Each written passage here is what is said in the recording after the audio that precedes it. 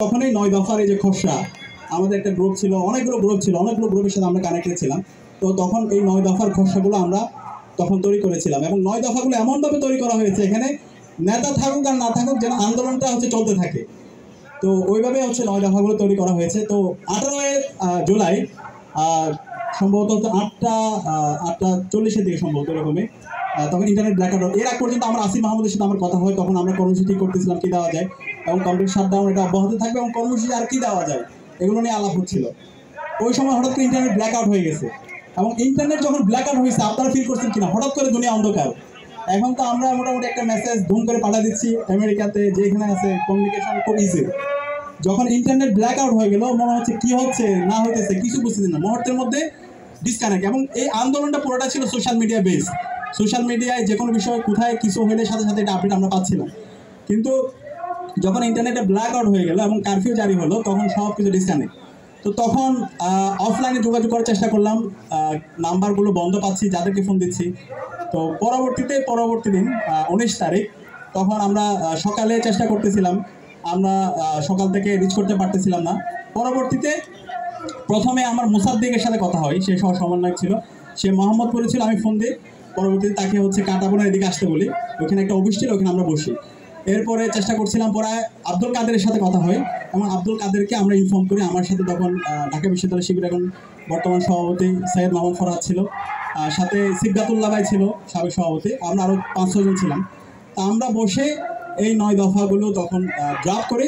এরপর আব্দুল কাদেরকে বলি, আব্দুল কাদের রাজি হয় এবং তার কিছু ইনপুট সে এখানে দেয়। তখন আব্দুল কাদের যে সাহস অবস্থান নিয়েছিল এবং সে রাজি হয়ে গেছিল, কারণ তখন এটা হলো 9 দফা কারণ আমি একটা প্রেস রিলিজ যাওয়া, তখন এটা আগুন নিয়ে খেলা করার মতো। তো সে যে সাহসের পরিচয় দিয়েছিল, তো এটা অবশ্যই এই আমাদের পুরো আন্দোলনের একটা গুরুত্বপূর্ণ একটা সেগমেন্ট ছিল। তো আব্দুল কাদেরকে বলার সাথে সাথে আব্দুল কাদের রাজি হয়ে গেছিল। তো পরবর্তীতে আমরা 9 দফাগুলো তৈরি করার পর অফলাইনে টেক্সট করে প্রথমে তাকে পাঠানো হয় এবং ফোনে বলা হয় এবং এর নামে এই সবার কাছে যাবে এটা কনফার্ম করা হয়। তো পরবর্তীতে এই 9 দফা যখন আমরা দিব তখন আমরা দেখতে পাচ্ছি, আমি প্রথমে জুমার নামাজ পড়ে ধানমন্ডি থেকে জনতার স্রোত শুরু হয়ে গেছিল। মিছিল নিয়ে সবাই সায়েন্স ল্যাব থেকে কাটাবন এবং ছাত্রলীগের সন্ত্রাসীরা এবং হাসিনার পেটোয়া বাহিনী নির্বিচার গুলি করতেছিল, হেলিকপ্টার থেকে তখন গুলি করতেছিল এবং যাত্রাবাড়িতে ইতিমধ্যে মুক্তিকামী জনতা নেমে গেছে, রামপুরায় মুক্তিকামী জনতা নেমে গেছে, সাভারে অলরেডি মুক্তিকামী জনতা নেমে গেছে। এই সব কিছু আবার সমন্বয় করার জন্য আমরা একটা অফলাইন যোগাযোগের জন্য একটা নেটওয়ার্ক তৈরি করেছিলাম এবং এই অফলাইন যোগাযোগের জন্য আমাদের সিবগাতুল্লাহ ভাই গুরুত্বপূর্ণ ভূমিকা পালন করেছিল এবং পাশাপাশি আমাদের একটা ডকুমেন্টেশন টিম তখন থেকে আমরা রেডি করেছিলাম, যখন যেখানে যা কিছু হচ্ছে আমাদেরকে টেক্সট করে পাঠানো এবং এগুলো সব কিছু ক্যাপচার করা। পাশাপাশি আমরা তখন আমাদের কাছে ইনফরমেশন আসতেছিল প্রত্যেকটা হাসপাতালে লাশের সারি, ঢাকা মেডিকেল থেকে শুরু করে প্রত্যেকটা হাসপাতালে লাশের সারি। তো এই লাশগুলো যেন এটাকে লোকানোর চেষ্টা করা হচ্ছিল এবং তাদেরকে ট্রিটমেন্ট দেওয়া হচ্ছিল না। তখন এই তালিকাগুলো তৈরি করা এবং তাদের ট্রিটমেন্ট ইনশিওর করা, এটার জন্য যতভাবে পারা যায় আমরা চেষ্টা করছিলাম। এর পাশাপাশি আমাদের ঢাকা বিশ্ববিদ্যালয় থেকে জুমা নামাজ পড়ে যখন যারা মুসল্লিরা আসতেছিল তখন ছাত্রলীগের সন্ত্রাসীরা তারা শাহবাগে অবস্থান করছিল। ওই দিন মোল্লা ফারুক এহসান ভাই নাগরিক কমিটির ওনাকে নির্যাতন করে শাহবাগ থানায় দেয়। সাথে আমাদের মিফতাহুল মারুফ নামে আরেকজন ছিল ঢাকা বিশ্ববিদ্যালয়ের, হামলা করার পর পরবর্তীতে সে দৌড়ে চলে আসতে পারে। তখন আমরা ক্যাম্পাস সাংবাদিকদের ফোন দিই, কিন্তু কেউ সাহস করতে পারতেছিল না, খুবই ভীতিকর তখন ভয়াবহ একটা পরিস্থিতি ছিল।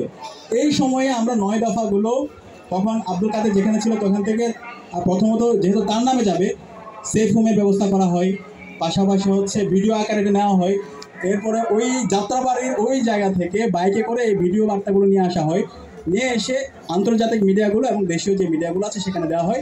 পাশাপাশি ক্যাম্পাস সাংবাদিক যারা আছে তাদেরকে ফোন করা হয়, তারাও জীবনের ঝুঁকি নিয়ে ক্যাম্পাস সাংবাদিক তখন মেহেদি সোহান আমার সাথে সাক্ষাৎ হয় বাংলা মোটরে, তাদের কাছে আমরা 9 দফার যে প্রিন্ট কপি এটা দিই, গ্রুপটিতে সেন্ড করি। পাশাপাশি যে বাকি সাংবাদিক ছিল তাদের কাছে আমরা এই 9 দফাগুলো প্রেরণ করি এবং এটা খুব টাফ সিচুয়েশন ছিল। এখন যত সহজে আমি এক্সপ্লেন করতেছি অত সহজ ছিল না, জীবনের ঝুঁকি। আমরা যখন করতেছিলাম পাশে দেখতে পাচ্ছি লাশের সারি আসতেছে, এই অবস্থায় আমাদের এই 9 দফা কর্মসূচিগুলো আমাদেরকে সব জায়গায় ছড়িয়ে দিতে হয়েছে।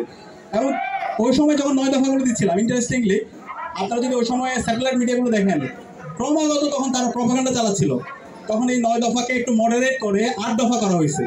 8 দফা করে হাসিনার ছাত্র হত্যার দায় নিয়ে কোনো হাসিনা জাতির সামনে প্রকাশ্যে ক্ষমা চাওয়া, এই অংশটাকে বাদ দিয়ে তারা 8 দফা তৈরি করে, যেটার মাধ্যমে তার আলটিমেটলি তার মসনদে কিছু হবে না অথবা তার পার্টির কিছু হবে না।